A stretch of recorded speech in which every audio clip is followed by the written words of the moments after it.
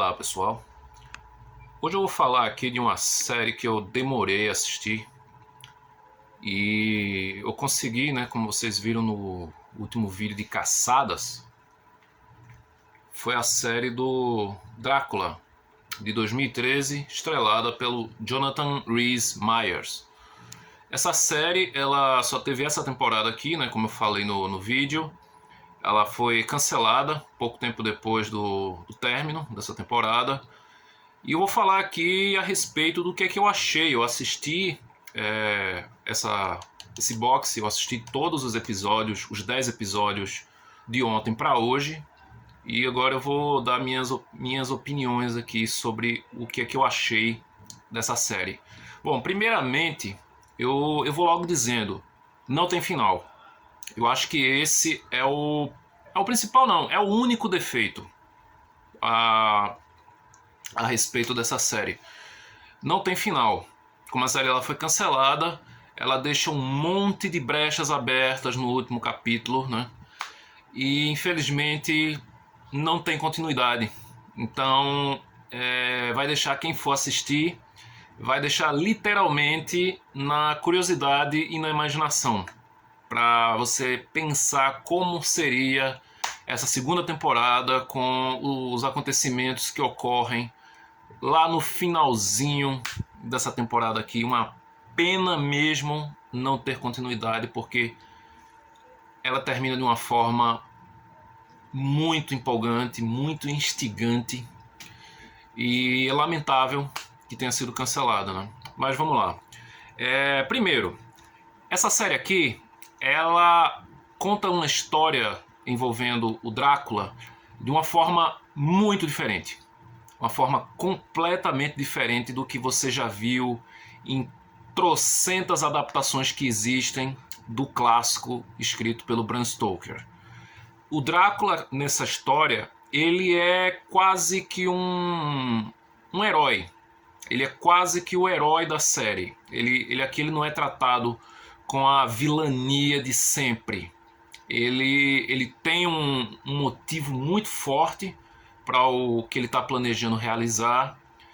E o mais curioso é que os personagens, todos os personagens em si do clássico de Bram Stoker, nessa reimaginação, eles são transformados, eles são totalmente desconstruídos. O próprio Abraham Van Helsing, que todo mundo está acostumado a ver como sendo o caçador de vampiros, o arqui-inimigo do Drácula na sua caçada intensa para liberar o mundo da ameaça do mal e tal, aquele é um aliado do Drácula. Van Helsing ele tem um arco muito parecido com o Drácula, inclusive. É uma história de vingança que tem muito a ver com o protagonista dessa história aqui. Bom, Drácula é um dos personagens mais adaptados da história do cinema, né? Isso aí é um feito muito marcante. Inclusive, se eu não me engano, ele entrou durante um certo tempo no livro dos recordes, né? no Guinness. Agora eu não me recordo se continua ou se teve algum outro filme, algum outro personagem que superou. Se eu não me engano, acho que foi Sherlock Holmes que superou Drácula. Então, é muito fácil cair nas armadilhas dessas adaptações, né? Pegar clichês, pegar coisas que você já viu em adaptações anteriores, e aqui elas são utilizadas realmente. Tem muita coisa que você já viu em outras adaptações, mas traz muita coisa de novo.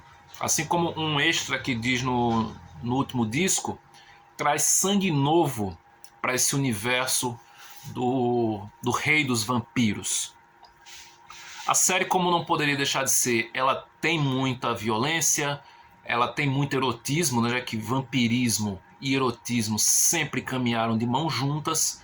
Aqui não é diferente, tem bastante sensualidade. A Lucy, como sempre, ela é a personagem mais, né, ela é mais provocante. E a Mina, ela não é simplesmente aquela personagem com seus ideais românticos, com a sua paixão em conflito com o Jonathan Harker e o Drácula. Aqui a Mina ela tem um arco muito mais amplo. Ela é uma estudante de medicina, ela quer se formar, ela quer praticar essa profissão numa era em que ainda não era muito bem vista pela sociedade. Muitas coisas aqui são diretamente relacionadas a uma crítica da época, mais especificamente da era vitoriana, onde a série se passa, né, onde a história do livro se passa também. Aqui se passa em 1896. Então tem muitas coisas que a série ela reconstrói, ela faz uma nova visão desses personagens que crescemos conhecendo em inúmeras adaptações. Renfield aqui talvez seja um grande exemplo disso. A gente não vê o Renfield tradicional, aquele Renfield louco, aquele Renfield que está completamente desnorteado, os sentidos dele, aquela coisa dele se alimentar de insetos. Aqui não tem isso. O Renfield é um mordomo, o advogado, a figura é uma figura amigável, inclusive ele tem um laço de lealdade e amizade com o Drácula que nunca foi mostrado antes em qualquer outra adaptação. Nunca foi mostrado dessa maneira. É uma relação de respeito mútuo, tem uma sequência envolvendo os dois, em que dá para perceber o quanto um respeita o outro e o quanto tem esse laço de amizade sincera entre eles. O Drácula, ele realmente é uma figura muito mais dramática, uma figura muito mais racional, embora sempre exista um conflito interno entre a figura que o Drácula se passa, né, o Alexander Grayson, que é um empresário motivado a um experimento envolvendo a eletricidade para entregar uma energia elétrica mais econômica para a população, na forma em que ele está aliado ao professor Van Helsing, nessa dupla vingança entre eles. Os dois querem se vingar da Ordem do Dragão, a Ordo Draco, na qual tanto o Drácula quanto Van Helsing foram pertencentes no passado, e por razões que nunca ficam muito bem explícitas quais foram os motivos que aconteceram isso, os dois foram castigados de forma muito similar. Os dois perderam suas famílias, perderam tudo aquilo que eles amavam e se tornaram pessoas vingativas, amarguradas, cujo único propósito é destruir a Ordo Draco. E isso a gente vai ver conforme esses 10 primeiros episódios, no caso esses 10 únicos episódios, né, vão se desenvolvendo cada vez mais. O Jonathan Harker também, ele tem muitas diferenças do Harker que todo mundo está acostumado a ver. Ele é um personagem muito mais ambíguo, muito mais ambicioso, mais ainda do que nas encarnações anteriores. É um personagem que ele não mede limites para conseguir o que ele quer. O próprio Van Helsing também, ele tem essa ambiguidade muito explícita. Ele comete atos que ele não se orgulha, mas ele precisa realizá-los. Ele chega a pensar em realizar uma coisa muito mais criminosa, muito mais intensa do que normalmente você estaria acostumado a ver o heróico professor Abraham Van Helsing realizando nas outras adaptações. Então Drácula, ela é uma produção muito luxuosa, é uma produção muitíssimo bem feita. A reconstituição de época é incrível, mais incrível ainda quando você para ver os extras que tem no terceiro disco e mostram que 99% do que a gente está vendo em tela foi recriado em set.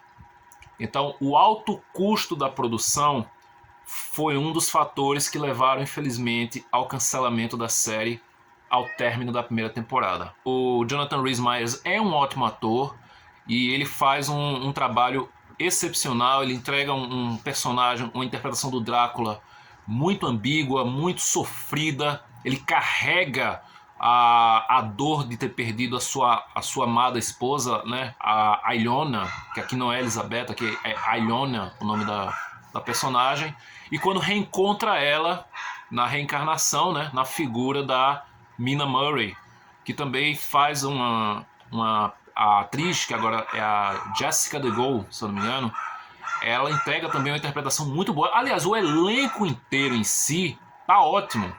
Existem personagens que não existem no livro do Stoker. Existem muitas coisas que foram inventadas aqui, principalmente a Ordem do Dragão, né, a qual Drácula pertencia. Aqui ela sempre foi uma ordem caçadora de vampiros, e quando justamente acontece essa punição para o Drácula, a Ordem transforma o Drácula em um vampiro, transforma aquilo no que ele mais odiava e deixa ele para ser destruído, mas acontece que ele não é destruído, né? Ele consegue sobreviver, passa séculos preso dentro de uma tumba, e o Van Helsing vai lá, liberta ele com a proposta de os dois se unirem para destruir a Ordem do Dragão, que foram responsáveis por toda a dor que eles carregam esse tempo todo. Então, a série excelente. Eu lamento demais essa série não ter tido continuidade, não ter tido um desfecho, porque ela termina deixando muitas coisas em aberto. Vários elementos principais da narrativa, da trama central, são finalizados nessa primeira temporada, mas ainda fica muita coisa a ser resolvida, principalmente nos minutos finais, quando você acha que o negócio está terminando, é que realmente está começando. Eu realmente lamento muito. Eu deixo aqui uma recomendação, mas já veja nesse intuito. Se você for esperando um final, não vai ter final, infelizmente. Mas ainda assim eu acho que vale a pena sim ser assistida. É uma série excelente. O trabalho dela de recriação de época, como eu falei, é magnífico. Os efeitos são muito bons. A fotografia, o figurino, as atuações. O Thomas Kretschmann, que faz o Van Helsing, né, curiosamente um ano antes, ele fez o Drácula, naquele filme pavoroso do Dario Argento, né, o Drácula 3D. E aqui ele faz um Van Helsing muito bem. Ele traz uma caracterização totalmente diferente daquilo que você está acostumado com o professor Van Helsing. E é isso. Eu finalizo aqui mostrando com mais detalhes essa edição em DVD muito bonita, repleta de cards bem legais aqui, ó. Lembra muito Castlevania, né? Esses cards aqui, esse é o Renfield. Aqui o Jonathan Harker. Eu nem mostrei do início, né? Aqui temos o Van Helsing. Temos a Lady Jane, que é uma caçadora, a única caçadora da Ordem do Dragão. Renfield, o Jonathan Harker, a Lucy, a Mina e o Drácula. Então temos aqui essa temporada dividida em 3 discos. São 10 episódios. O terceiro disco ainda tem um material extra bem legal. Tem cenas deletadas, tem um documentário sobre a produção e uma pequena entrevista de bastidores com parte do elenco e parte dos responsáveis pela série em si. Bom, é isso, pessoal. Fica aí a minha recomendação com essa ressalva, né? Drácula não tem desfecho, é uma pena mesmo, mas ainda assim vale muito a pena ser conferida. Um excelente trabalho para quem gosta da temática vampiro, para quem gosta dessas histórias envolvendo o Drácula. Fica aí a série de 2013, estrelada pelo Jonathan Rhys Meyers. É isso, pessoal. Se você já assistiu Drácula, deixa aí nos comentários o que é que você achou. Se você, assim como eu, ficou muito decepcionado por não ter uma segunda temporada. E é isso. Até o próximo vídeo. Até lá.